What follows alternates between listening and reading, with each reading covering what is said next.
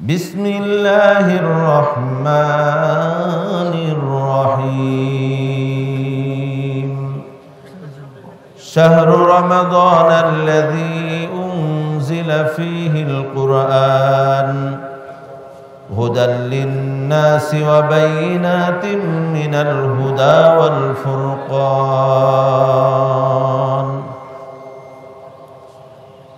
صدق الله العظيم. وقال تعالى في شان حبيبه آمرا ومخبرا إن الله وملائكته يصلون على النبي يا أيها الذين آمنوا صلوا عليه وسلموا تسليما اللهم صل على محمد وعلى آل محمد كما صليت على إبراهيم وعلى آل إبراهيم إنك حميد مجيد اللهم بارك على محمد وعلى آل محمد كما باركت على إبراهيم وعلى آل إبراهيم إنك حميد مجيد الله أكبر الله أكبر لا إله إلا الله والله أكبر ولله الحمد.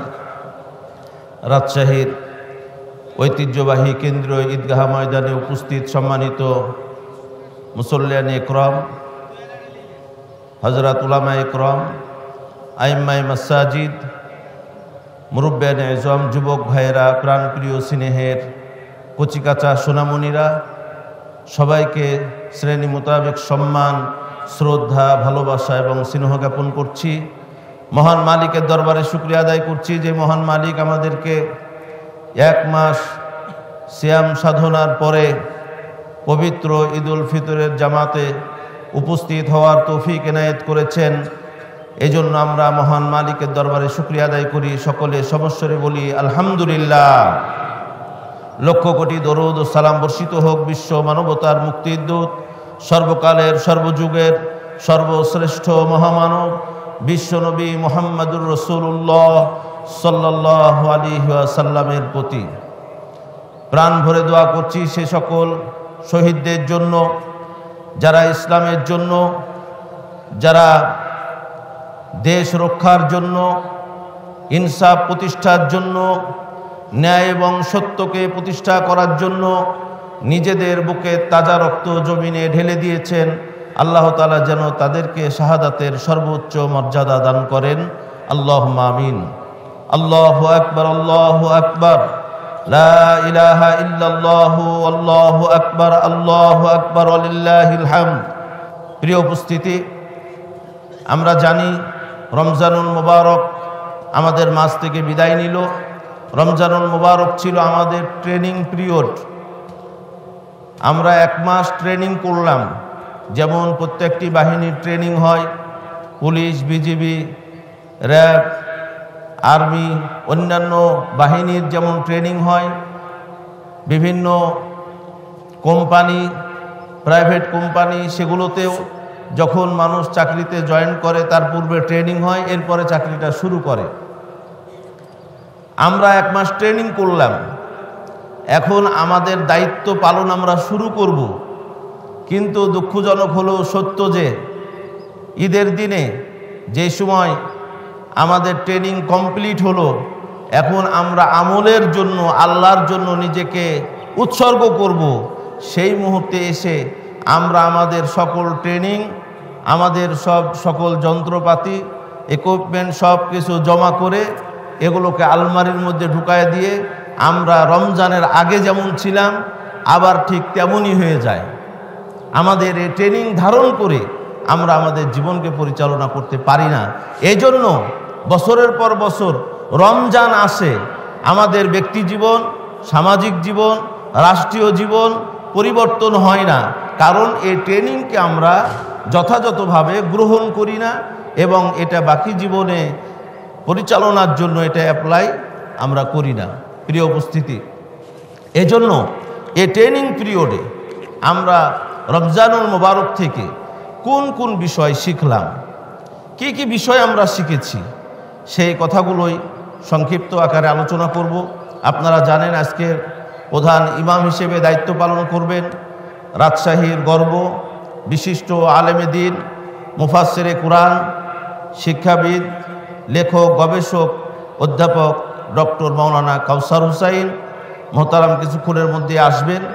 তার পূর্ব পর্যন্ত আমি আপনাদের কাছে রমজান থেকে কি শিখলাম সে বিষয়গুলো সংক্ষেপে আলোচনা করার চেষ্টা করব ইনশা আল্লাহ, বিখাশিয়াতিল্লাহ, বিইذনিল্লাহ, ওয়া মা তাওফীকি ইল্লা বিল্লাহ, আলাইহি তাওয়াক্কালতু ওয়া ইলাইহি উনীব।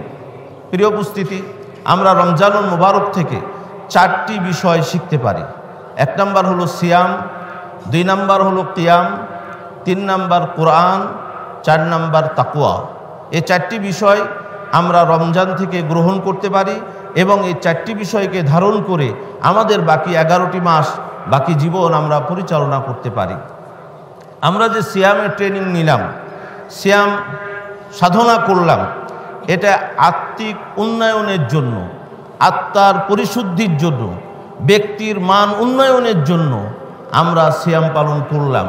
কিন্তু আমাদের উচিত হলো রমজান মাসের সিয়াম পালন করে এটাকে প্যাকেট করে রেখে না দিয়ে বরং সারা বছরে এই সিয়ামকে চর্চা করা, সিয়াম সাধনা পালন করা। বিশ্বনবী মুহাম্মদ রাসূলুল্লাহ সাল্লাল্লাহু আলাইহি ওয়াসাল্লাম বলেছেন, যখন রমজান মাস চলে যায় এরপরে শাওয়াল মাস আসে, তখন তোমরা সিয়ামকে ছেড়ে দিবে না, বরং কি করবে? আল্লাহর হাবিব বলছেন, মান সামা রমাদানান সুম্মা আতবাহু সিত্তাম মিন শাওয়ালি কানা কা সিয়ামিদ দাহরি। যে ব্যক্তি রমজান মাসের 1 মাস সিয়াম পালন করলো, রমজান শেষ হওয়ার পরে আরও 6টি, শাওয়াল মাসে 6টি সিয়াম পালন করলো, সারা বছর সিয়াম পালন করলে যে পরিমাণ সওয়াব হয় আল্লাহ তার আমল নামায় সেই পরিমাণ সওয়াব দান করবেন। সুবহানাল্লাহ। প্রিয় উপস্থিতি, এজন্য রমজান মাস চলে গেল, আমরা সিয়ামকে ছেড়ে দিব না। শাওয়াল মাসে আমরা চেষ্টা করব 6টি সিয়াম পালন করার। এই 6টি সিয়াম আমরা আমাদের ধারাবাহিক পালন করতে হবে না, এটা আমরা যে কোনোভাবে 1 দিন পর পর, 2 দিন পর পর অথবা সুবিধা মতো আমরা পালন করতে পারি। এরপরে আমরা যে সিয়াম পালন করতে পারি, বিশ্বনবী বলছেন যে আরাফার দিবসের সিয়াম, এটা অত্যন্ত গুরুত্বপূর্ণ সিয়াম। এ সিয়াম মানুষের 1 বছর পূর্ব এবং পরের সমস্ত গুনাহ আল্লাহ তাআলা তাকে মাফ করে দেন। সুবহানাল্লাহি বিহামদিহি। আল্লাহর হাবিব বলছেন, সিয়ামু ইয়াউমু আরাফা আহতাসিবু আলাল্লাহি আন ইউকাফফিরাস সানাতাল্লাতী ক্বাবলাহু ওয়া সানাতাল্লাতী বা'দাহু। একজন মানুষ যখন আরাফার দিবসের সিয়াম পালন করে, আল্লাহ, আমি মনে করি, আমি আশা করি, আল্লাহর কাছে এটা আমি কামনা করি যে সেই ব্যক্তির 1 বছরের পূর্বের এবং পরের গুনাহের কাফফারা হয়ে যায়। সুবহানাল্লাহ। এজন্য আমরা সিয়াম ছেড়ে দিব না। মুহররম মাসের সিয়ামের ব্যাপারে আল্লাহর হাবিব বলেছেন, আফজালুস সিয়াম বাদা রমাদান শাহরুল্লাহিল মুহররম। রমজানের পরে সর্বোত্তম এবং সর্বশ্রেষ্ঠ সিয়াম হচ্ছে মুহররমের সিয়াম, অর্থাৎ আশুরার সিয়াম। প্রতি মাসে 3 দিন সিয়াম রাখার ব্যাপারে বিশ্বনবী রাহমাতুল লিল আলামিন নিজে আমল করেছেন, সাহাবায়ে কেরাম আমল করতেন। এরপরে সপ্তাহে 2 দিন, বিশেষ করে সোমবার এবং বৃহস্পতিবার, আল্লাহর হাবিব বলেছেন যে এই 2 দিন সাপ্তাহিক রিপোর্ট, আমলনামা আল্লাহর কাছে পেশ করা হয়। আমি আশা রাখি যে এই 2 দিন যখন আমার আমল আল্লাহর কাছে পেশ করা হবে, তখন আমি সিয়ামরত অবস্থায় আছি, এটা আমি পছন্দ করি, এটা আমি ভালোবাসি। আল্লাহর হাবিব বলেছেন, সবচেয়ে উত্তম সিয়াম হলো দাউদ আলাইহিস সালামের সিয়াম। তিনি 1 দিন সিয়াম পালন করতেন, 1 দিন ইফতার করতেন, অর্থাৎ 1 দিন সিয়াম পালন করতেন, 1 দিন ছেড়ে দিতেন, এইভাবে তিনি পালন করতেন। এরপরে শাবান মাসের সিয়াম, এটা অনেক গুরুত্বপূর্ণ। এইভাবে আমরা শুধুমাত্র রমজান মাসে সিয়াম পালন করেই এটাকে আমরা শেষ করে দিব না, বরং রমজান মাসের সিয়াম থেকে শিক্ষা গ্রহণ করে আমরা বাকি 11 মাস সাপ্তাহিক, মাসিক বিভিন্ন দিবসের যে সিয়াম আছে সেগুলো আমরা পালন করার চেষ্টা করব ইনশাআল্লাহ। প্রিয় উপস্থিতি, এই সিয়াম থেকে আমরা যে বিষয়টি শিক্ষা গ্রহণ করতে পারি তা হলো পূর্ণ আত্মসমর্পণ করা আল্লাহ তাআলার কাছে। আমরা কখনো কি এমন হয় যে আমরা যে সিয়াম পালন করি, এই সিয়াম পালনের সময় সারাদিন সুবে সাদিক থেকে মাগরিব পর্যন্ত অর্থাৎ সূর্যাস্ত পর্যন্ত যে সিয়াম, এমনকি কেউ সিয়াম পালন করেন যে অর্ধেক সিয়াম পালন করলেন অথবা আংশিক সিয়াম পালন করলেন, অথবা 12 ঘন্টার সিয়াম আমি 10 ঘন্টার সিয়াম পালন করলাম। এই আংশিক সিয়াম যদি কেউ পালন করে তাহলে কি তার সিয়াম আল্লাহর কাছে কবুল গ্রহণীয় হবে? কোনোদিনও হতে পারে না। যেভাবে সিয়াম আংশিক পালন করা যায় না, সুবে সাদেক থেকে সূর্যাস্ত পর্যন্ত সিয়ামের বিধান মেনেই সিয়াম পালন করতে হয়। একজন মানুষের পুরো জীবনে আল্লাহর পূর্ণাঙ্গ আনুগত্য এবং তার হুকুম মেনে নেওয়া, দাসত্ব করার মাধ্যমে আমাদের এই সিয়ামের শিক্ষা গ্রহণ করে বাস্তবায়ন করতে হবে। আল্লাহ তাআলা বলছেন সূরা আল বাকারা 208 নম্বর আয়াত, ইয়া আইয়ুহাল্লাযীনা আমানু উদখুলু ফিস সিলমি কাফা, হে ঈমানদারগণ তোমরা ইসলামের মধ্যে পরিপূর্ণভাবে দাখিল হও। আংশিক মানবে আংশিক মানবে না তা হবে না।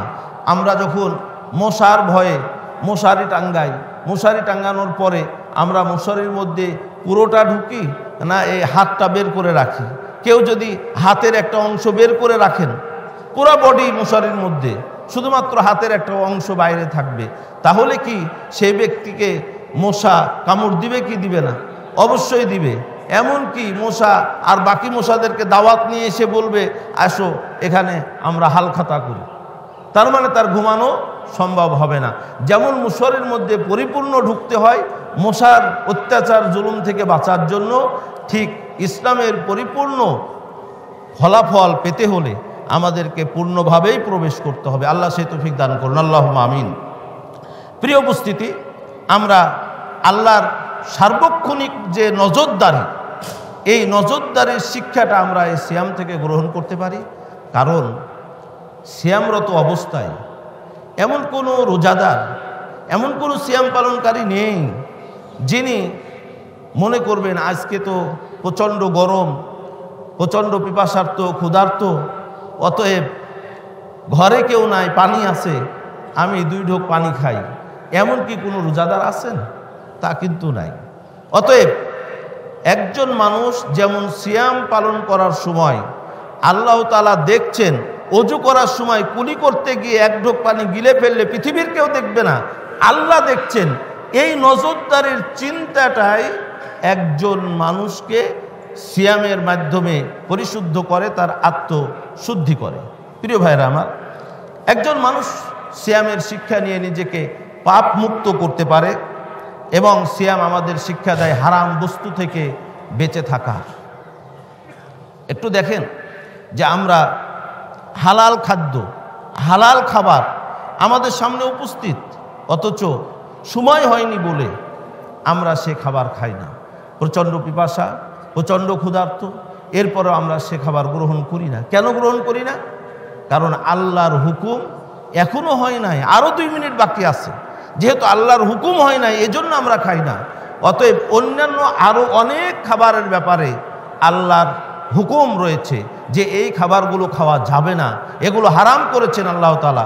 সেই খাবারগুলো থেকে নিজেকে বাঁচিয়ে রাখা, নিজেকে দূরে রাখা, এটা হচ্ছে একটা বড় দায়িত্ব। প্রিয় ভাইরা আমার, একজন মানুষ যেমন আল্লাহ নিষেধ করেছেন বলে হালাল খাবার 2 মিনিট আগেও খান না, ঠিক সেইভাবে চিন্তা করতে হবে আল্লাহ সুদকে হারাম করেছেন, ঘুষকে হারাম করেছেন, চাঁদাবাজি, টেন্ডারবাজি, জবরদখল, জমি দখল, আনুষঙ্গিক যেই অন্যায়ভাবে মানুষের জমি টাকা পয়সা আত্মসাৎ করা হয়, এগুলো আল্লাহ তাআলা হারাম করেছেন। এই অনুভূতি সিয়ামের মাধ্যমে আমাদেরকে পালন করতে হবে। প্রিয় ভাইরা আমার, 2 নাম্বার যে বিষয়টি তা হলো কিয়াম।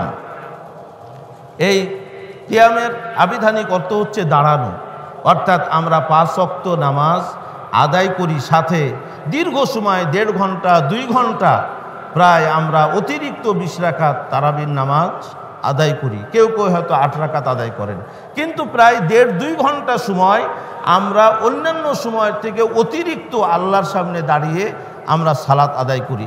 এটা আমরা প্র্যাকটিক্যাল করি, এটা 1 মাস শিখলাম, শিখার পরে এটা আমরা সম্পূর্ণটা জমা না দিয়ে বরং এটাকে সামনে প্রয়োগ করে আমরা যেন ফরজ সালাতের সাথে আরও কিছু নফল সালাত, আরও কিছু অতিরিক্ত সালাত, যেমন তাহাজ্জুদের নামাজ, আমরা আল্লাহর সাথে সুসম্পর্ক তৈরির জন্য, আল্লাহর কাছাকাছি হওয়ার জন্য, আল্লাহর নৈকট্য লাভের জন্য আমরা যেন তাহাজ্জুদের সালাত আদায় করতে পারি। একজন বান্দা যখন আল্লাহর কাছাকাছি হতে চান, আল্লাহ তাআলা বলছেন ওয়াসজুদ ওয়াকতারিব, সেজদা করো আর আল্লাহর নিকটবর্তী হয়ে যাও। সুবহানাল্লাহি ওয়া বিহামদিহি। প্রিয় ভাইরা আমার, বিশ্বনবী মুহাম্মদুর রাসূলুল্লাহ সাল্লাল্লাহু আলাইহি ওয়াসাল্লাম বলেছেন, একজন বান্দা যখন আল্লাহর কাছে সেজদা করেন, আল্লাহর জন্য সেজদা করেন, সে সময় আল্লাহ তাআলা খুশি হয়ে তার মর্যাদা বৃদ্ধি করে দেন। সুবহানাল্লাহ। এবং শুধু তাই নয়, তার পাপ মোচনও করে দেন। একটা করে যেমন সম্মান বৃদ্ধি পায়, আবার এদিকে পাপ মোচন হয়। অতএব যতটা আল্লাহর নিকটবর্তী হতে চাই আমাদের তত বেশি সেজদা করা উচিত। সেই জন্য আমরা শুধুমাত্র 5 ওয়াক্ত নামাজ নয়, অতিরিক্ত নামাজ, তাহাজ্জুদের নামাজ আদায় করব, ইশরাকের নামাজ, আওয়াবিন, চাস, তাহিয়াতুল ওযু, দুখুলুল মসজিদ, এরকম অনেক নামাজ আছে যেগুলো আমরা অতিরিক্ত নামাজ, এগুলো আমরা পড়ার চেষ্টা করব ইনশাআল্লাহ। আল্লাহ তাআলা বলেছেন মুমিনের পরিচয় দিতে গিয়ে যে তিনি হচ্ছেন মুমিন যিনি নামাজ আদায় করেন। নামাজ আদায় করা ছাড়া একজন ব্যক্তি প্রকৃত মুমিন হতে পারেন না। আল্লাহ তাআলা সূরা আনআমের 92 নম্বর আয়াতে বলেছেন, ওয়াল্লাযীনা ইউমিনুনা বিল আখিরাতি ইউমিনুনা বিহি ওয়া হুম আলা সালাতিহিম ইউহাফিজুন, যারা পরকালকে বিশ্বাস করে তারাই কিতাবের উপরে বিশ্বাস করে, যারা পরকাল এবং কিতাবকে বিশ্বাস করে তারা নামাজের হেফাজত করে। সুবহানাল্লাহি বিহামদিহি। তার মানে আমি পরকাল এবং আল্লাহকে বিশ্বাস করি, এই কথা বলার মাধ্যমেই আমি ইমানদার হতে পারি না। আমার যদি বিশ্বাসের বিষয়টিকে আমি ইস্তেকামাত করতে চাই, প্রতিষ্ঠিত করতে চাই, তাহলে সালাতের মাধ্যমে আমাকে এর বহিঃপ্রকাশ ঘটাতে হবে। যদি আমি সালাত আদায় না করি তাহলে আমি প্রকৃত ইমানদার হতে পারবো না। অন্য আয়াতে আল্লাহ তাআলা বলেছেন, কদ আফলাহা মান তাযাক্কা ওয়া যাকারা ইসমা রাব্বিহি ফাসাল্লা, তারাই হলো সফল কাম যারা নিজেদেরকে পবিত্র করেছে। আর একজন মানুষ তাকে পবিত্র করতে পারে তার রবের স্মরণ এবং সালাতের মাধ্যমে। একজন মানুষের আত্মশুদ্ধি, পরিশুদ্ধি ঘটাতে পারে সালাতের মাধ্যমে। অতএব সালাত ছেড়ে দেওয়া যাবে না। আল্লাহর হাবিব বলেছেন, যে ব্যক্তি মানুষের হিসাবের ক্ষেত্রে আউয়ালু মা ইউহাসাবু বিহিল আবদু ইয়াউমাল কিয়ামাতিস সালাহ, কিয়ামতের দিনে সর্বপ্রথম নামাজের হিসাব নেওয়া হবে। এবং শুধু হিসাবই নেওয়া হবে না, এটা প্র্যাকটিক্যাল হিসাব নেওয়া হবে। অন্যান্য হিসাবগুলো হবে থিওরিক্যাল, কিন্তু নামাজের হিসাবটা হবে প্র্যাকটিক্যাল। আল্লাহ তাআলা সূরা কলামের 42 এবং 43 নম্বর আয়াতে বলেছেন, ইয়াউমা ইউকশাফু আন সাক ওয়া ইদআউনা ইলা সুজুদ ফালা ইস্তাতিউন খাশিআতান আবসারুহুম তারহাকুহুম যিল্লাহ, যারা বেনামাজি আল্লাহ তাআলা তাদেরকে বলবেন যে তোমরা পৃথিবীতে আমাকে সেজদা করেছো। তারা মিথ্যা কথা বলবে যে হ্যাঁ সেজদা করেছি। আল্লাহ তাআলা বলবেন সেজদা করে আমাকে দেখাও। তাদেরকে যখন সেজদা করতে বলা হবে তখন তাদের পিঠটা কাঠের মতো শক্ত হয়ে যাবে, কাঠের মতো শক্ত হয়ে যাবে। তারা ইচ্ছা করবে কিন্তু সেজদা দিতে পারবে না। প্রিয় উপস্থিতি, অতএব অন্যান্য হিসাব নিকাশগুলো যদিও প্র্যাকটিক্যালি থিওরিক্যালি হবে, কিন্তু নামাজের হিসাবটা প্র্যাকটিক্যাল, আল্লাহকে সেজদা করে দেখিয়ে তারপরে এটাকে প্রমাণ করতে হবে। আল্লাহ তাআলা বলছেন, খাশিআতান আবসারুহুম তারহাকুহুম যিল্লাহ, এবং যারা বেনামাজি ছিল তাদের পিঠগুলো শক্ত হয়ে যাবে, তাদের চেহারায় লাঞ্ছনা গঞ্জনা ছাপ ফুটে উঠবে। যদিও তাদেরকে ওয়াকাদ কানু ইদআউনা ইলা সুজুদি ওয়া হুম সালিমুন, তারা যখন সুস্থ ছিল, সবল ছিল, তাদের শরীরে শক্তি ছিল, সেই সময় তাদেরকে নামাজের আহ্বান করা হয়েছে। জুমাতে আহ্বান করা হয়েছে, ঈদগাহে আহ্বান করা হয়েছে, হযরত উলামা একরাম বিভিন্ন তাফসীর মাহফিল আহ্বান করেছেন। তারা সুস্থ ছিল, নামাজ পড়ার মতো ছিল, কিন্তু নামাজে আসে নাই।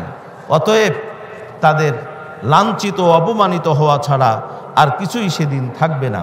যারা বেনামাজি তাদের ব্যাপারে আল্লাহ তাআলা বলেছেন, ফাওয়াইলুল লিল মুসাল্লিন আল্লাযীনা হুম আন সালাতিহিম সাহুন। যারা নামাজের ব্যাপারে উদাসীন তাদের ধ্বংস, তারা দুর্ভাগা, তাদের জন্য দুর্ভাগ্য যারা নামাজের ব্যাপারে উদাসীন থাকে। অতএব নামাজের ব্যাপারে আমাদের অ্যাক্টিভ হতে হবে। আমরা যে অতিরিক্ত নামাজ পড়ে প্র্যাকটিস করলাম, এটাকে ধরে রেখে অন্যান্য নামাজ, 5 ওয়াক্ত নামাজ তো আমরা পড়বই, এর সাথে অন্যান্য নামাজ, নফল নামাজ যুক্ত করে পড়ব ইনশাআল্লাহ। আল্লাহ সেই তৌফিক আমাদের দান করুন। প্রিয় উপস্থিতি, আমরা 3 নাম্বার যে বিষয়টি আমরা রমজান মাসে পেয়েছি তা হলো কোরআন। কোরআন আমাদের কাছে অত্যন্ত গুরুত্বপূর্ণ একটি কিতাব, আমাদের জন্য হেদায়েতের কিতাব। আল্লাহ তাআলা বলেছেন, শাহরু রমাদান আল্লাযী উনজিলা ফীহিল কুরআন হুদাল লিন্নাস ওয়া বাইয়িনাতিম মিনাল হুদা ওয়াল ফুরকান। রমজান মাস, যে মাসে আল্লাহ তাআলা কোরআন অবতীর্ণ করেছেন। কেন? হুদাল লিন্নাস, মানুষের হেদায়েতের জন্য, ভালো এবং মন্দ, ওয়া বাইয়িনাতিম মিনাল হুদা ওয়াল ফুরকান, সত্য এবং মিথ্যার পার্থক্যকারী রূপে এই কোরআনকে প্রেরণ করা হয়েছে। অতএব কোনটি ভালো এবং কোনটি মন্দ এটা জানার জন্য কোরআনের বিকল্প নেই। আল্লাহর হাবিব বলেছেন, মান ক্বালা বিহি সাদাকা ওমান হাকামা বিহি আদালা ওমান দা ইলাইহি হুদিয়া ইলা সিরাতিল মুস্তাকিম। যে ব্যক্তি এই কোরআন থেকে কথা বলে সেই সত্য সঠিক কথা বলে, যে ব্যক্তি এই কোরআনের দিকে মানুষকে আহ্বান করে সেই সত্য পথের দিকে আহ্বান করে, যারা এই কোরআন দিয়ে ওমান হাকামা বিহি আদালা, যারা এই কোরআন দিয়ে বিচার ফায়সালা করে, তারাই সত্য সঠিক সোশ্যাল জাস্টিস কায়েম করে। অতএব কোরআনই পারে আমাদের সঠিক পথ দেখাতে, কোরআনই পারে আমাদেরকে মুক্তি দিতে। আজকে অশান্তির পৃথিবীতে শান্তি প্রতিষ্ঠিত করতে হলে কোরআনের বিকল্প কোনো আইন আমাদের সামনে উপস্থিত নেই। প্রিয় ভাইরা আমার, আল্লাহ তাআলা এই কোরআন আমাদেরকে কেন দিয়েছেন আর আমরা কি করছি? আমাদের সমাজে আমাদের এই কোরআন আমরা ব্যবহার করছি শুধুমাত্র খতমে তারাবির মধ্যে সীমাবদ্ধ। মানুষ মারা গেলে 4 দিন 40 মৃত্যু দিবস, এই সকল ক্ষেত্রে আমরা এই কোরআনকে আমরা ব্যবহার করছি। কিন্তু প্রিয় ভাইরা আমার, কোরআন মানুষের সঠিক পথ দেখানোর জন্য এসেছে। আল্লাহ তাআলা বলছেন হুদাল লিন্নাস, এটা একটা প্রেসক্রিপশন।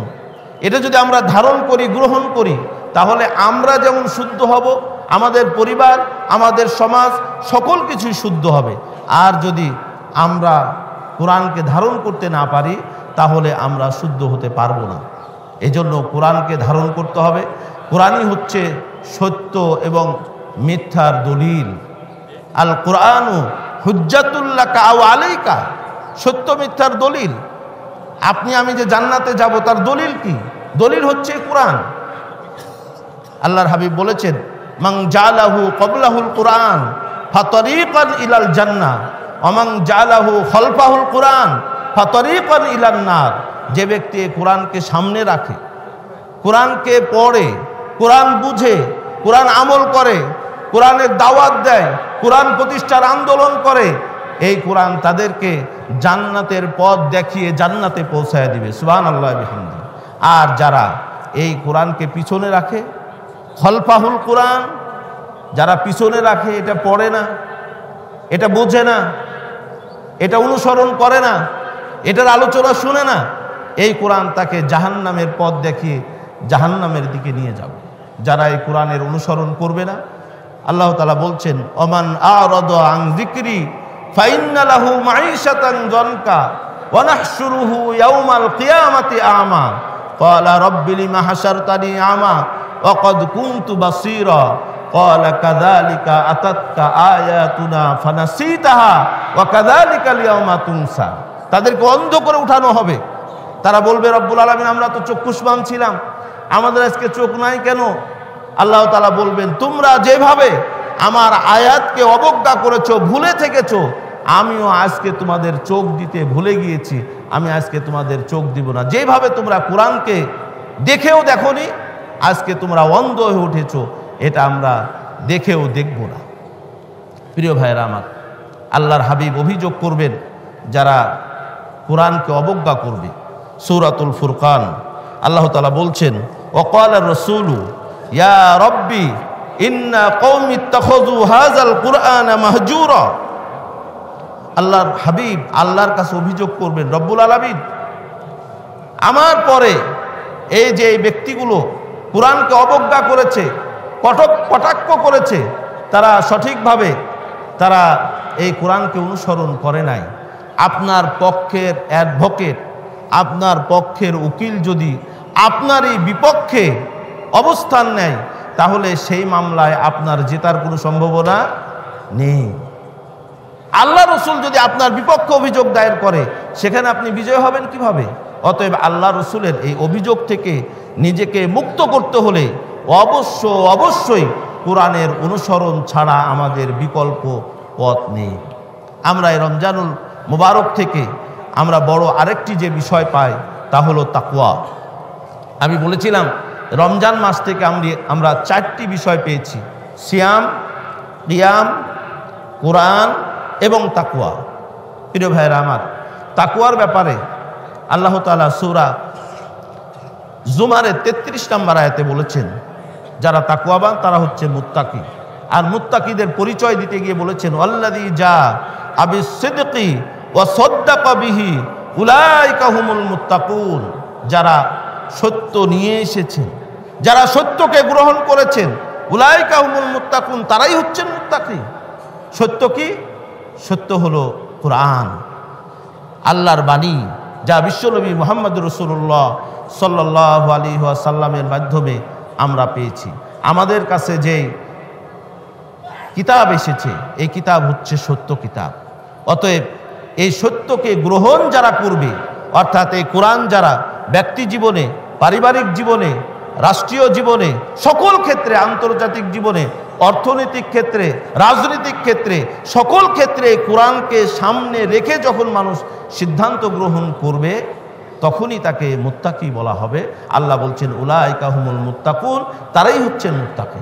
সূরা আল বাকারার 177 নম্বর আয়াতে আল্লাহ তাআলা মুত্তাকিদের 10টি বৈশিষ্ট্যের কথা উল্লেখ করেছেন। লাইসাল বিররা আন তুআল্লু বুজুহাকুম কিবালাল মাশরিকি ওয়াল মাগরিবি ওয়ালাকিন্নাল বিররা মান আমানা বিল্লাহ। পূর্ব আর পশ্চিমে ঘাড় ঘোরানোর মধ্যে কোনোই কল্যাণ নেই, বরং কল্যাণ রয়েছে আল্লাহর প্রতি ঈমান, কিতাবের প্রতি ঈমান, রসুলের প্রতি ঈমান। আল্লাহ তাআলা বিশ্বাসের কথা বলার পরে সর্বশেষে বলছেন, যারা এই কাজগুলি করবে, উলাইকাল্লাযীনা সাদাকু ওয়া উলাইকা হুমুল মুত্তাকুন। ঈমানের দাবিতে তারাই হলো সত্যবাদী এবং ঈমানের দাবিতে তারাই হলো মুত্তাকি। অতএব রমজানুল মুবারকে যে সিয়ামের মূল উদ্দেশ্য, আল্লাহ তাআলা বলেছেন, কুতিবা আলাইকুমুস সিয়াম কামা কুতিবা আলাল্লাযীনা মিন ক্বাবলিকুম লাআল্লাকুম তাত্তাকুন। সিয়ামকে তোমাদের উপরে লিখিত করা হয়েছে যেমনিভাবে তোমাদের পূর্ববর্তীদের উপরে লিখিত করা হয়েছিল। কেন? যেন তোমরা তাকওয়া অর্জন করতে পারো।